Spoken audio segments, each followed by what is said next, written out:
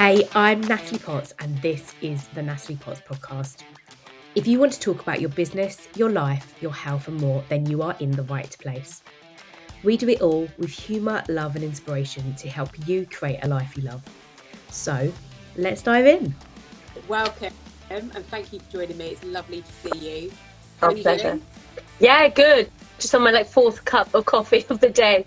Trying to get as much done as possible. It's just busy, isn't it, at the moment? I think for you as well as for me. Yeah, I'm mid-launch at the minute, and I think no matter how much you can prepare and be ready, you still want to change bits. So I was like, that didn't work. I'm changing up tomorrow. And that worked. Didn't work. Good, right? Yeah. You've got to be flexible. You've got to roll with it. And that it's always the case when you're launching. You can prep. But there'll be things that happen in the moment. And you just think, oh, that would be better if I did this. Or I could tweak this. Or I just saw someone do this. I think I'm going to give it a go.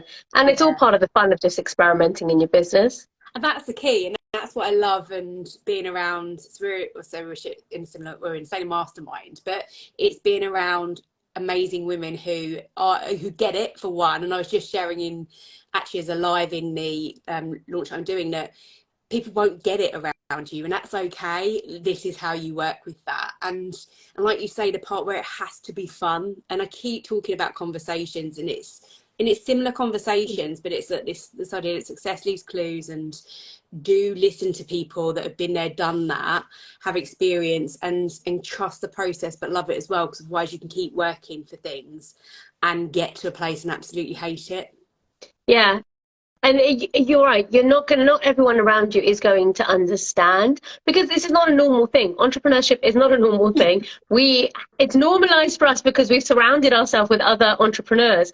But if you think about it, if you kind of look, I've got my school reunion coming up. It's about 21 years, right? And I was thinking about everyone and looking at it, and just you think about everyone you went to school with, that amount of people, how many are actually working for themselves and running their own business? It's a small percentage. Right. So we're not that normal. And so you have to surround yourself with other people who are like you if you want to feel understood when you say something, or when you complain, or you want someone to understand the trials and tribulations as well as the good stuff. When we celebrate, we want someone to understand how much effort went into that. Why is this such a big deal?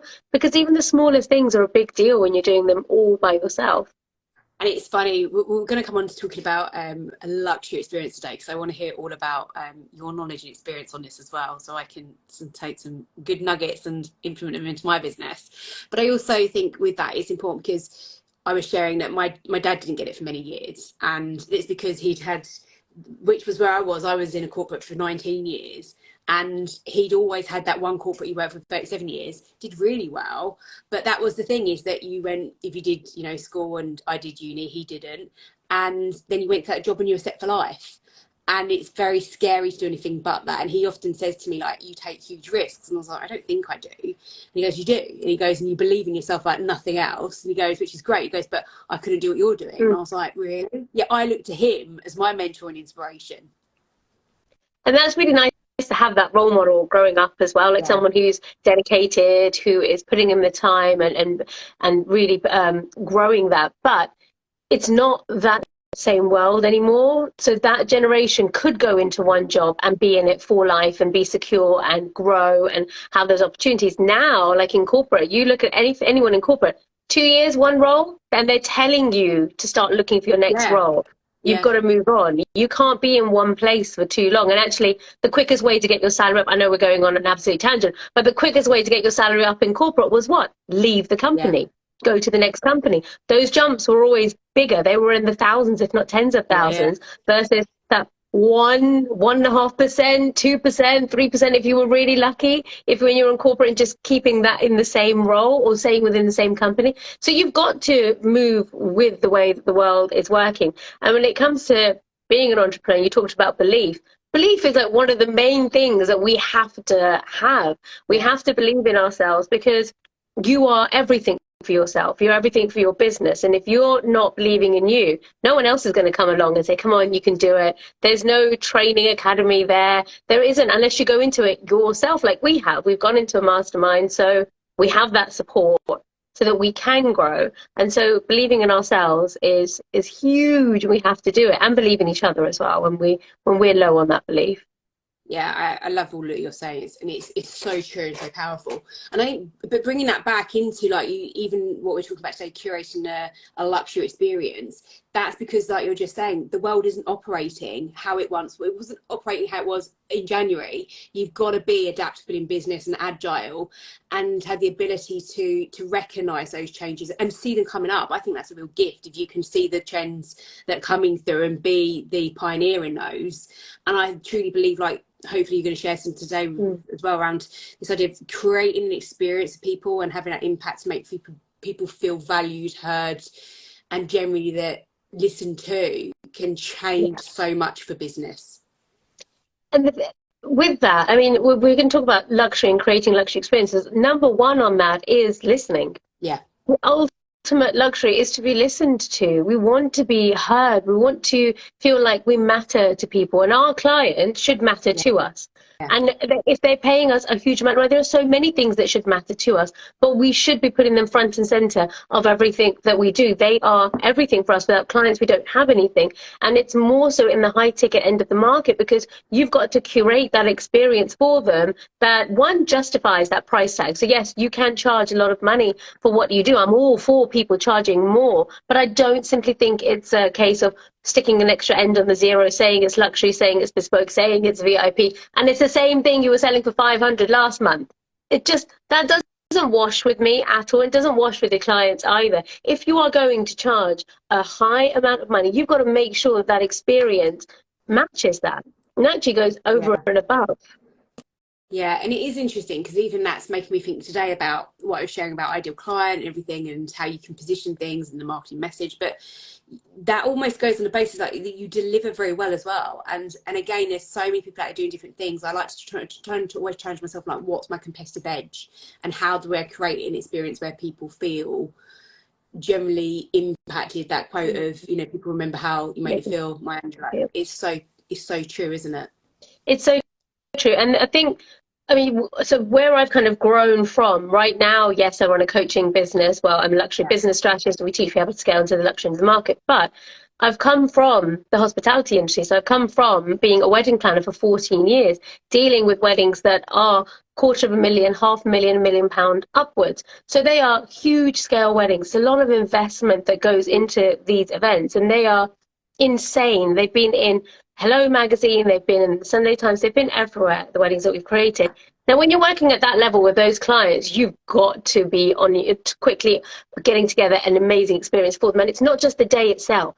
It's never just about the day. And I think that's really important to remember. When you have created a high ticket moment for people, when you create a high ticket offer, it's a given that what you deliver, you're capable of delivering. That you're able to do that to that high standard that you said you're able to. That's a given. That's just the bare minimum at that level. You've said you can, you have to deliver, they paid you for it. But what makes it truly high end is all of the extras that go around that experience. So it's the moment that they enter your world. So it's not even when they become your client, it's the moment they enter your world. How are you treating them? How are you looking after them? How are you interacting? How are you responding? What are you doing for them? What are the delightful surprises that you've got along the way? You've got to make it incredible for your clients. So that does a few things. One, they have an incredible time with you. They love every moment. Two, they rave about you. They rave about you to everyone. So if someone says, oh, I'm looking for someone who does business strategy, they say, do you know what? You need this person. Don't even bother looking at anyone else. This is the person you want. I booked onto their XYZ and it was amazing. We learned da-da-da-da, but oh my God, she made it incredible. She did this and she did that, and it was in this venue. That's what gets people excited. That's what gets people really going and wanting to know more about you. So you want people to rave about you. And if you're going to get them to rave about you, you can't just give them what you said you're going to give them. You need to do beyond that. Yeah, that's absolutely key. And if people are, like you shared a bit, that where you've come from coaching, your transition as well, and that my background and qualifications are in coaching. I then did a lot of mentoring, so I found people coming to me and asking me to tell them, and I was like, okay, there's a difference between coaching and mentoring, so I'm very big on that. And then I've recognised, and part of it's been my growth journey the last year since leaving corporate, in finding, although I am very confident, is finding that a deeper confidence to go, girl, you've had 20 years working in getting loads of experience, loads of knowledge. You're not a newbie in this. What can I take from corporates that got me to very good roles, challenging positions.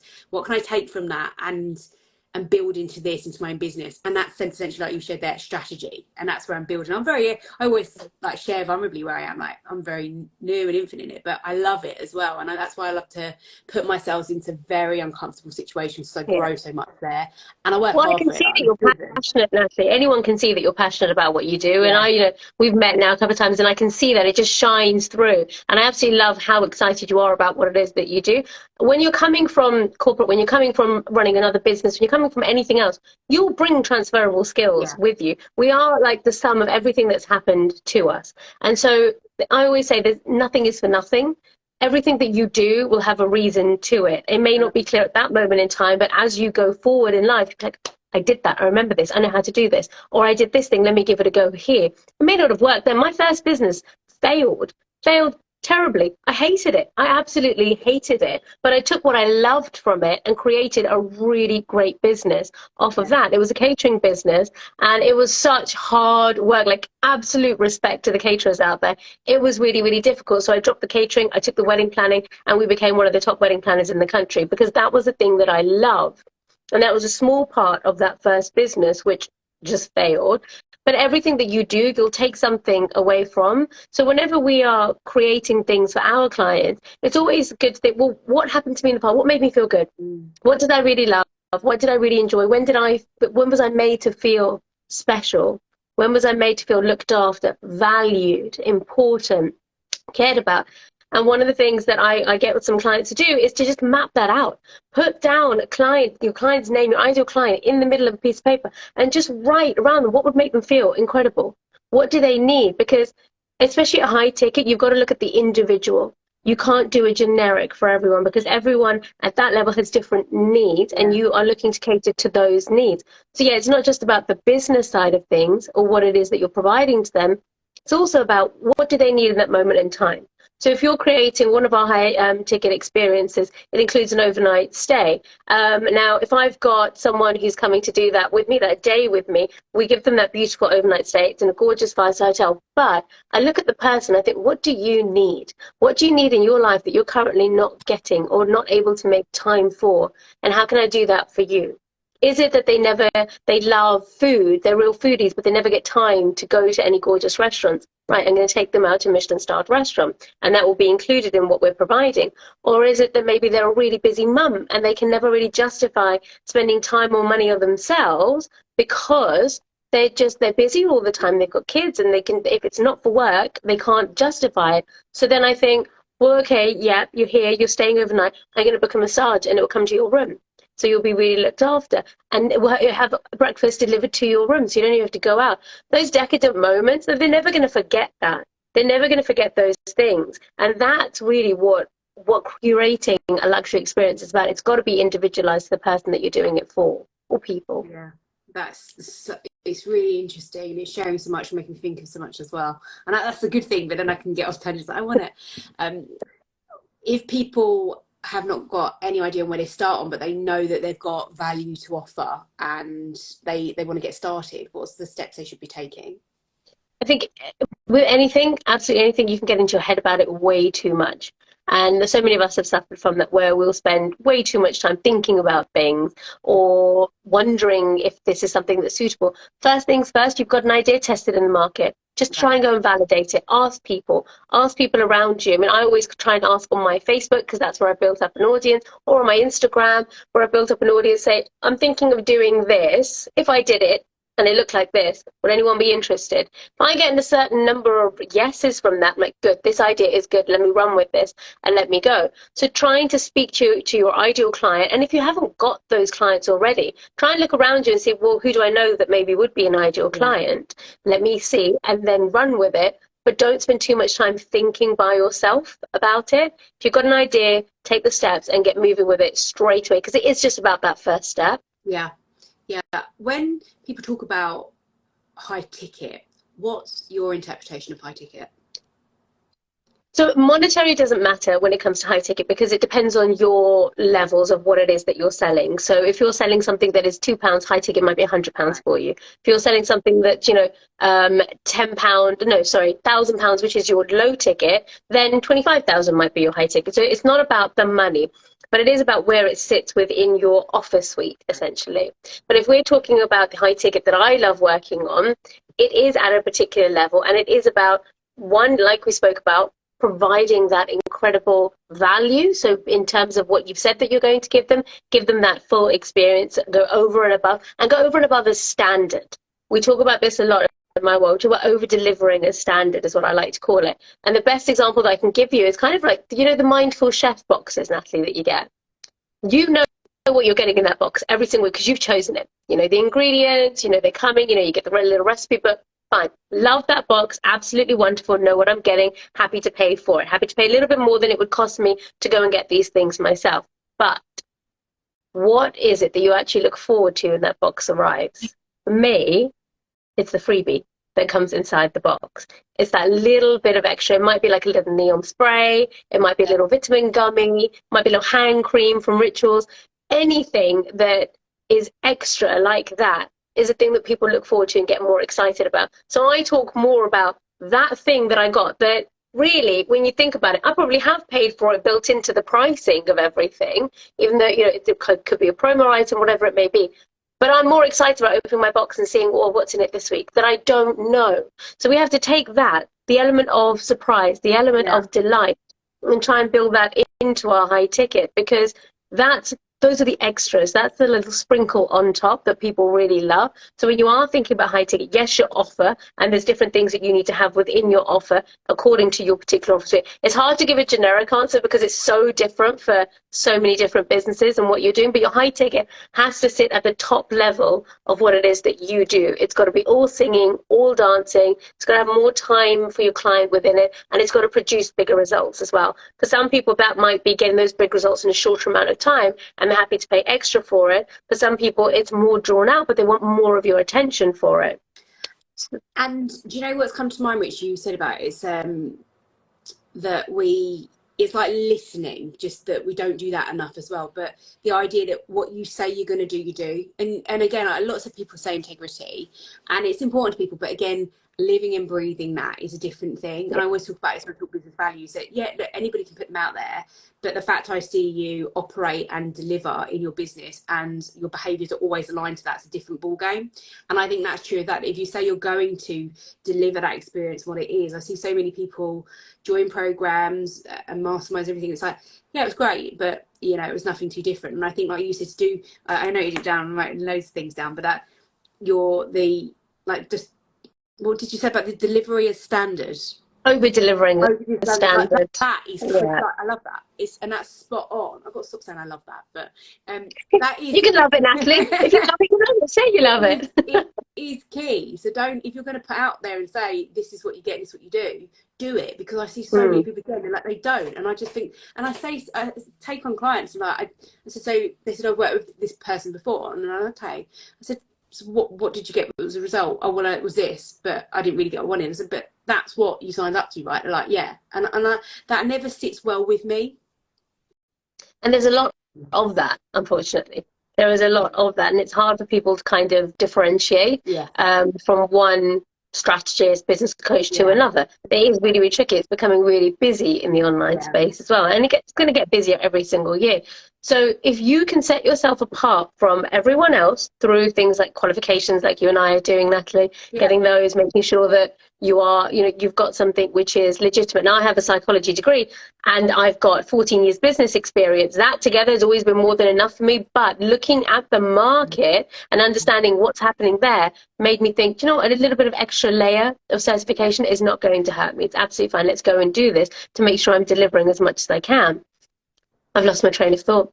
I got really into that, the certification, having that, and then making sure that, yes, you are delivering on everything that you say you are going to give people, because that's what people come into you for. That's it, I'm back on track now. So to try to differentiate yourself from the other person, yes, things like qualifications, but also, again, the experience, that they walk away and they have good things to say about you and they rave about you because other people are going to see that. Now, if you see someone else's name and you're looking for a similar thing, you may not even go to that person and say, look, did you have a good experience? But you're going to look at what they're saying about it and read between the lines. And then you will go and find that person and make your own conclusions via their content, via the way that they will communicate with you and they will interact with you as well. It's simple things like, if someone drops you a DM on Instagram and wants to, but not a spammy one, but a nice one, genuinely is interested in you. Sometimes it goes into message requests and we don't see those. I'm guilty of not checking my message requests enough. So I'm trying to get better. I'm going to go check them after this, actually. So you always worry, don't you? You think, oh my God, if I missed someone, I've ignored someone. I don't want to ignore anyone. But if you keep on top of that and you reply back to someone and you're genuinely interested in what they have to say, that already sets you apart from everyone else. Because most of the time you will get a generic message or you will get bog standard things coming back to you. And if you really want to stand out, look at the person. Before you reply back, go and do a little stalk. I love a little bit of a stalk. Go and have a look and think, okay, what is this person into? What are they like? Whose world are they in? What do they do? Then reply back to them, because you can come back with a richer response, which means you paid attention. And attention, time, service, these are all luxuries. And then more so, these are things that are even more important after lockdown, because people want to feel more looked after. They want to feel more nurtured and like they matter more. You know, it doesn't, the same things that we were doing before, they wouldn't work now. No. And I think that goes back to the part again, you've got to be adaptable. And this is where it helps to have great connections around you who get it as well, and who are seeing those things with you. And that's where you can, that's where the combination of you can't do it on your own and coming together with people can accelerate your growth, for sure. Yeah. What do you think is one thing you wish you would have known sooner from coming, when you said about the first business failing, what you learned, and going from coaching to, like, we've both done strategy work recently. What do you think is one thing you wish you'd have known sooner? Oh, that's a big question, isn't it? What do I wish I would have known sooner? The problems that you are having are the problems that everyone has. It's just who talks about it and who doesn't. Yeah. And I think that holds a lot of people back, because people project perfection all the time. And particularly in like the wedding industry that I came from, it is about perfection, and it's about projecting perfection always, because it's you're dealing with really high-end clients, so nothing can go wrong. And generally that's what we try and work to. But things do happen. It's business. Things go wrong all the time. But it's how you deal with it and how you bounce back from it. But people don't talk about it enough. So when I started down kind of the mentoring kind of line of things and talking to people, and the thing is, I know I have got my name as a well-heeled coach. We're going through a rebrand, because actually I'm not a coach. I just tell people what to do. Yeah. I say, this is what I did, or this is what I know works. Go and do that. So that's much more of a strategist or a mentor. So being able to then say to people, this goes wrong, like this happens to everyone. The amount of people who, we do like a Voxer day in my membership, everyone can ask me a question via Voxer for one day. You will be so surprised at the amount of similar questions that I get, and people feel safe to ask those questions because it's one-on-one on those days. And in a group setting, they maybe will word it differently, or they want to just speak privately. They're all going through the same thing, and so it takes someone like me to say, you know what, you're the fifth person to talk about this today, so it means you're all feeling like this. There's a reason why you're all feeling like this. You've got to talk about it. You've got to be okay with this. And that is a thing that I wish I knew earlier, that everyone is going through the same things. Don't let it get to you. Be open about it, and you will have more people come to help you and lift you up if you just say, yeah, it's a bit shit right now.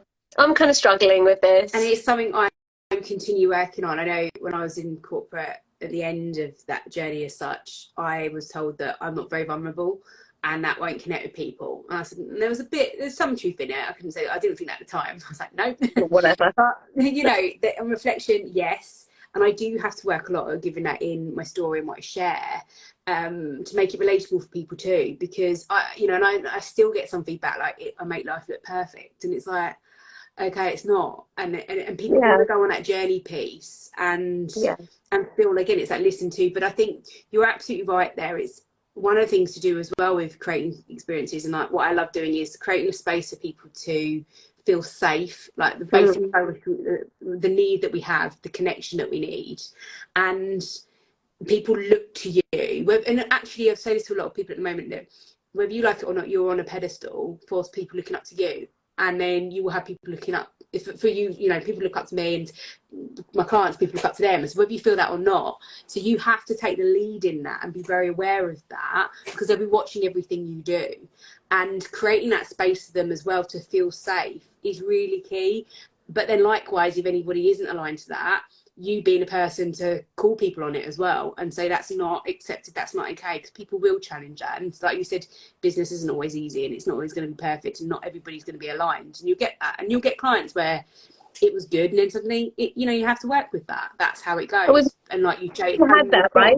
I don't know anyone in business who hasn't had, you know, a client that's gone wrong. That is, we try not to have too many of those, because you learn from those lessons. But even to the best people, the most experienced people, it happens. You know, you misread them, or we try and learn not to take on clients that aren't aligned to us. But sometimes you make a mistake and you misread. So what do you do in those situations? You've got to roll with the punches. You've got to make the best of the situation and do what you've been asked to do, or address it in any way that you can. But the thing with perfection is, I feel like, and I don't know if you feel, I feel like since lockdown, there's less emphasis on it. Like, it doesn't sell in the same way that it used to, because we all know we've got messy lives now. Yeah. We all know if we turn the camera around, everything's a mess on the other side. We know that there are kids banging to get onto the study. I was recording this training session for Black Friday. No, yeah, it was Black Friday, and my husband had taken the kids out to the swimming lesson, and I timed it all perfectly, like absolutely to the minute. My next wedding planner, I'm good at timing things. And I was there, and I was in the last 5 minutes of this recording, and I could hear them coming in. So I was just trying to speed it up. They were early. Before I finished, Natalie, they came crashing into the room, both of them, because they'd had an argument. Walking up the stairs, they decided to argue with each other, as kids do. And they decided I was going to be the one that had to fix this, even though they knew that I was busy. I had unlocked the door because I was at home on my own. So I didn't think it was a big deal. I'm going to be done in plenty of time. I lost it. I absolutely lost it. And it is recorded. You can see my face melt down on camera. And I was like, oh my God, I was in 5 minutes of this thing. And I got so upset about it. And I've got a wonderful, wonderful PA, and she managed to stitch it. She's like, just do the end and I'll stitch them together. No one will know. But I lost it. And I was so upset that evening. And then I thought the next morning after I slept, I said, you know what, it happens to everyone. Who hasn't had the kids come crash? So I used it as content, and I wrote about it, and I had so many people engage with it because they'd been through the same thing. And people like to see that veneer of perfection slip. There's something in it, but if only if the person owns it. If they own the slip and say, oh, that was not fun, or that was horrible, and this happened, and I felt really terrible about it. And, you know, what can you do? Stuff goes wrong all the time. But like you were saying, that we have people looking up to us, and we look up to other people. There's always someone behind you and someone ahead of you. You almost need to see other people doing that and saying it's okay for things to be a bit messy sometimes, and then you can bring it back. You can bring it back to yourself. And that's that key part that people buy from people, isn't it? And it's like, in my launch this week, actually, at the moment, I keep saying so a lot. I was watching myself back, which I don't do a lot, and I just kept saying so, and it reminded me of years ago. There was a boss I didn't quite like, but he kept saying and I sat one meeting, and this is how bored it was. I tallied how many times he said I knew you were going to say that. And then I would do something like that. So we made a bit of a joke of it this week, because again, it connects me with people in there. And I said, you've got to stop me on doing it. You've got to tell me, because I'm not aware and I want to work on it and learn it and change it. But until we do these things, that's again why you just got to get out and get started. You don't realise. And it's stuff like this. 4 weeks ago, I wasn't doing any lives, and I was always doing on Facebook, and someone said, one of my mentors, like, when are you doing your Instagram? And I was like, I don't know. And he goes, when are you doing it this week? And I was like, right, I'm doing it tomorrow. And then I think I put on a few ladies, and they've, you know, I've had some great responses, which is great. And I'm literally doing 4 a week at the minute, and now I'm just over it. I do recognise I can quickly get over it in that way, but I kind of think, like, what's the worst that can happen?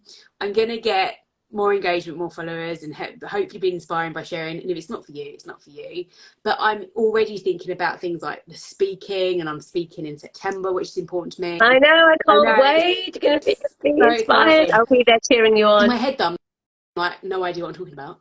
But it's just step by step. But you'll figure it out. There's no, you've always got to look back, and you've got to do two things. Look at people who've already done that thing, so doing the journey that you're on. did they stumble? Was it really bad? How terrible was it? Were they well supported? Well, I know the thing you're about to do, and I did it, and I know how well supported you are, and you're going to be even more well supported because you don't know what's coming. It's going to be amazing for you. You're going to be held so beautifully that it's not going to be a thing. You're going to be loved by that crowd. It's not going to be as big as you think.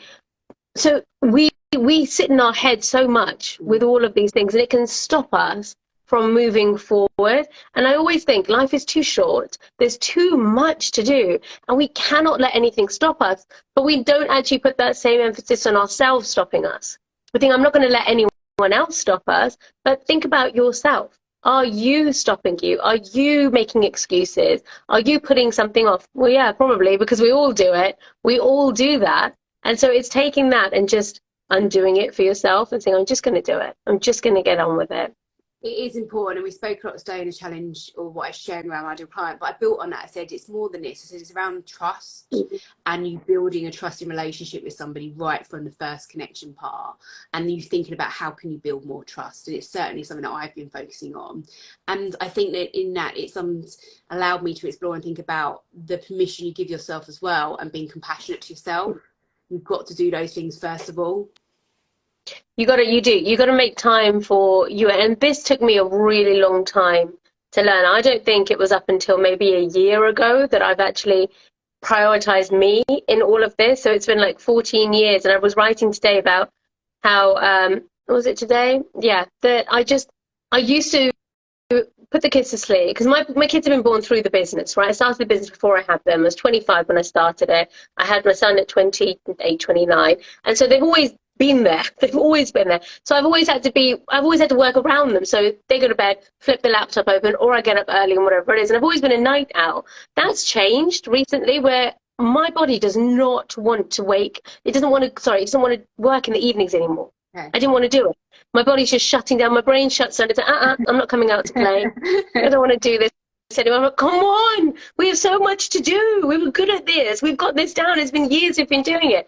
And it doesn't want to. So I've had to change recently to waking up at 5 in the morning to try and get stuff done. And whether that is, just sitting there and listening to a podcast, or writing writing some of the chapters for my book, or watching modules of a course that I'm taking, but it's all got to be stuff for me. Stuff that I want to do for me, because as soon as they wake up, or as soon as the day starts and clients need something, then you're in delivery mode, right? You're delivering, and it's delivering to everyone else but you. But that time, whether you have it in the morning or you have it in night, whatever, it doesn't even matter if you do the 5 a.m. or you do like the 8 till 2 a.m. It doesn't matter. It's what works for you. I've done both. It changes. That is precious time for you. That is when you get to prioritize you. Now, some people are really good at this and they can prioritize themselves all through the day. I cannot do that. I can't figure out how to take a slice of time during the day, but I'm working on it. I'm trying really hard to make time for working out, which I know you're huge on as well. And because I think if I've got my head in the right place, the day is going to be easy, and the working out helps with that. And then sometimes it's just, most of the time it's just a walk, and that works for me. I like to just get out and go do something. Last few days, you'd be proud of Natalie. I can't move my arms. I can't move my legs. I've got the weights out. And I've been doing that. Before we go to New York, I'm going to be fit. I'm going to go for a walk. I'm going to work out. And so that is self-care for me now. That making that time is really important. And it's a priority thing. Dee says, how did you get into the habit of 5 a.m.? I'm really tired. I would love to get in the habit. Do you know what I did? I didn't put any pressure around waking at 5 a.m. I would set my alarm for 5, and I would just think, just try today, see if you can do it. And some days I could get up and do it, and some days I couldn't. But I would get up around 6:30. So I set my alarm slightly back, get up at 6, then get up at 5:30, then get up at 5. But I didn't put any pressure around what I was going to do. So initially I just started by making myself a big cup of coffee and sitting downstairs and just read a book. Just read a book. And whether it was a business book or not, just get up, get out of bed and do something that was nice. So then I had that association built, and this is kind of going back to psychology, but creating that positive association between an action that you want and what it is that you need to do to create that action. If you get a positive experience around it, you're more likely to want to repeat it. So doing that helped, and now I can get up and flip the laptop on and do what I want to do. But it's an interesting point. I'm 36 now, and I used to be years and years since I was 17 of getting up at 5, 6 a.m. in the morning. and I can't do it the same. It's really tough. And it's been quite tough this year. I've had to focus on more my health and certain things as well. And like, you know, I love the fitness side, but I was used to get in the gym for 5:30, smash it out. And I just can't do that anymore. I need food. I need a coffee, which sounds, I just do. And I'm like, I do. Getting out of bed, There's no sitting around with the addiction. Jumping out stuff the same as I used to. Yeah. It's very frustrating. But again, it's that what we've just spoken about. Again, when we're saying it with meaning here, that you've got to be compassionate to yourself and kind, that if it doesn't work, don't do it, but find your balance in that, with what works for you. And it's going to be different for everyone. What works for you naturally doesn't work for me, and vice versa, or it may well do. So you kind of have to mix things up a little bit and try new things out and see what works for you. It may be that and the thing is, some days I can't get up at 5 a.m. So I'm allowing myself not to. Like, you know what? Your body needs more rest. Go to sleep. Just carry on. Go back to sleep and wake up at 7. And so your body changes, the rhythm changes. I think as women in particular, we do change. There's different hormones that come through. Different times of the month, we're in different ways. Yeah. So we got to go literally with the flow and see how we feel so that we can get the best from ourselves. And that may not look the same every single day, and it's your job to be okay with that and know that it's not going to look the same. Nikki says coffee in your lovely coffee pot. Yes, I bought myself a lovely coffee pot. I don't know if you've seen it. I love it. It's on my stories. Yes. Bless you. Do you know, I thought of you the other day. So I got on my phone. I was out for my run and it was early in the morning. I was like, I just need coffee. And then I was like, I know I get a free Greg's one, and I was like, but it's awful coffee, and I just thought of you. But I was like, but I was that desperate. I was like, but I just need coffee now. Just need it. And it's been brilliant. Like making the switch to black coffee was also like a thing I didn't want to do. I loved like a milky coffee, but I wanted to try black just because of the energy that you get from it and the focus and how much quicker I can like just metabolize it and all of these things, right? So I just started off by putting less and less and less and less and less milk, and then you get to black and you start getting used to it. Anything that you want to do, any change in your life, I just always make it incrementally, because when you see these people try and change their habits really drastically and they say, right, no carbs, I'm going to do 16-8 and I'm going to work out every single day. So, all right, you crack on. You let me know how you get on when you get on, and we'll see how it goes. It might work for you, but I just think slow and steady and make good changes that last. Yeah, so you say you catch monkey, and the if I could give a pill to people at a minute, it'd be like patience pill and just consistency. If you can win those things, then you can start off anywhere as well. Patience is huge though, isn't it? It's hard. It's really, really massive. It's huge. And I think the habit thing, you're right with the fitness stuff. The clearest one I remember saying was the lockdown of the masks. I said everyone was like panic mode. I said, do you know what? I said, when we take off the mask, whenever that happens, you're going to be that habit mode again. And it's just a great point to think you can with habits, but when it's forced and overnight, it's really hard. But it doesn't mean you can't. And naturally, your brain doesn't know right and wrong. It will just over a period of time change. And you're exactly right with the coffee thing. After a while, you won't like anything else because that's all you know. And it's just subconscious and you just do it automatically. Yeah. So, well, now I think milk ruins the coffee. So, which is so bizarre, right? I would have just had, I just used to think, I wouldn't sometimes not even have water, just milk in hot. So coffee in milk, that's it. Warm that up, make that really nice, perfect. And then you change. You change because we don't stay the same. Change is the only constant, right? It's a thing that is always happening to us. But we can use that to our advantage. Things are going to change. So what do I want to change? What do I want to invite into my life? What do I want to take a stand about? What do I want to create for myself? Where you are now and the way that you do things now is not the way or where you need to be for the rest of your life. You can have absolute control, and just as long as you are kind to yourself along that, because like we were saying, the patience part, you get frustrated and you want things to happen yesterday. You want things to, and I'm guilty of that. I think, Natalie, you're guilty of that as well. We just want. And sometimes you just have to be a bit patient, sow your seeds, do what you're meant to do. Even if you don't see any impact coming from it, keep going, give things a really good try. Just don't give up so easily. Yeah. I'm going to throw in one last question to you. Go on. And thank you for today's conversation. It's been incredible. I love my time with you. And I've written down so many points. I'm like, I need to focus on that. It's great. So thank you. What is, we spoke about, like, I guess this idea people feel like they're running out of time, and we know that time is our valuable asset. But what is one thing that you're worrying about right now that you won't be in 20 years? Oh, business-wise, Yeah. I think I'm worried about right now. One of my biggest kind of missions is to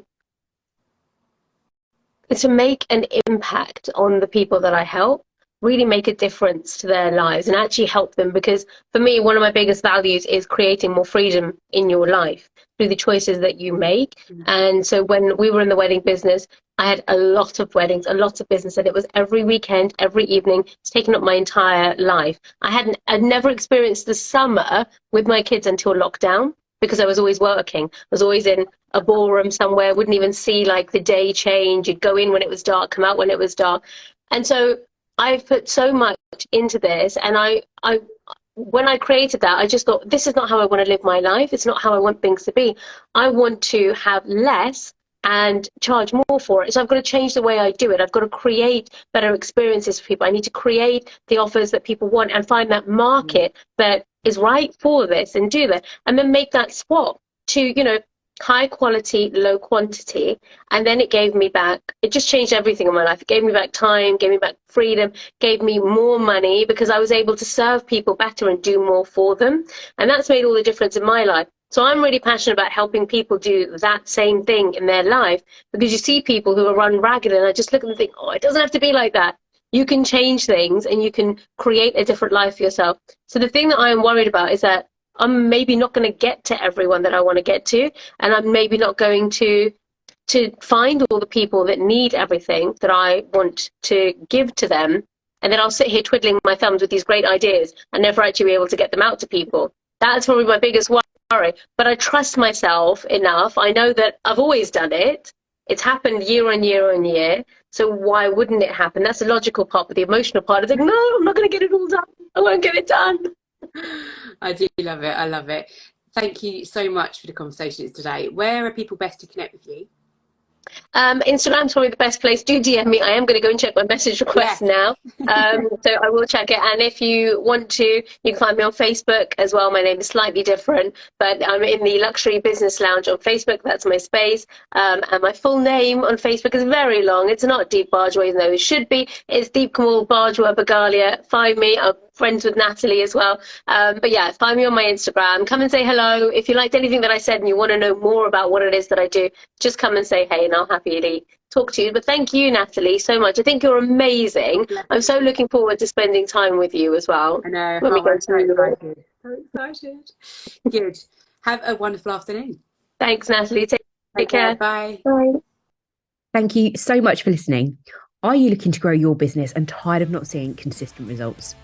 Head to the show notes right now and check out my quiz to discover the one thing holding you back from growing your business with ease. Business should really not be complicated. I'll see you on the next episode.